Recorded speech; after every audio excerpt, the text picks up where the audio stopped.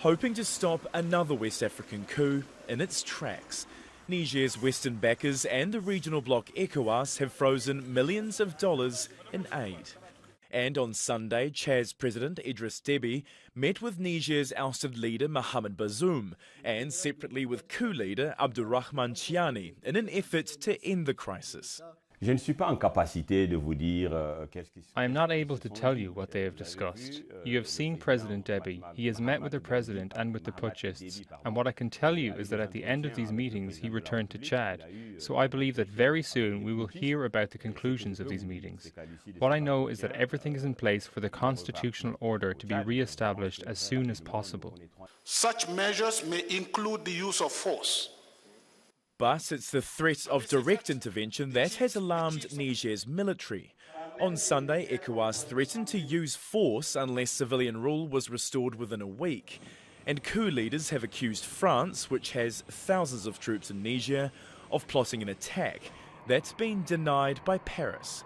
Neighbouring Mali and Burkina Faso, themselves governed by military juntas, have rallied around the officers who ousted President Bazoum. We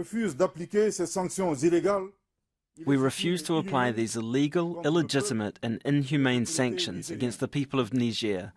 We warn that any military intervention against Niger will be considered as a declaration of war against Burkina Faso and Mali. The US hasn't announced any sanctions so far, instead offering Niger's military time to reverse course. We haven't made a determination yet because it is still an ongoing fluid situation. It is clear that there has been an attempt to remove President Bazoum from office. It's not yet clear that attempt will ultimately be successful, so U.S. assistance hinges on continued democratic governance in Niger. And if Niger's military isn't swayed by the exodus of much-needed aid, it'll likely be felt by the millions of people living in one of the world's poorest countries. Alex Beard, Al Jazeera. Well, Cameron Hudson is a senior associate at the Centre for Strategic and International Studies. He says the treatment of the deposed president is not what you would typically expect.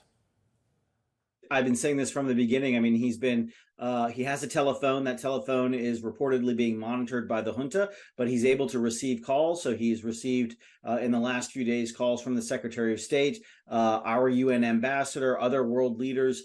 He has tweeted on a number of occasions, essentially saying that democracy would be restored in Niger. So not at all like a typical coup where he has been asked to sign a resignation paper. Normally, they don't go through the process of demanding that a head of state resign. Simply the fact that the coup has taken place is sufficient typically. And so I think what that's doing, however, is it's creating this moment where countries like the United States are not prepared to declare this coup over and a sort of fait accompli by the military, which is why I think we have not seen a kind of declaration from Western countries that this coup is done. I think countries like the United States and France are in a very difficult position right now, because if they walk away from this coup, if they sort of throw their hands up and say that the coup is done and they do that too quickly, it will really look like an abandonment of one of the kind of bright democratic examples in the region and send very bad examples to other struggling democracies across the continent.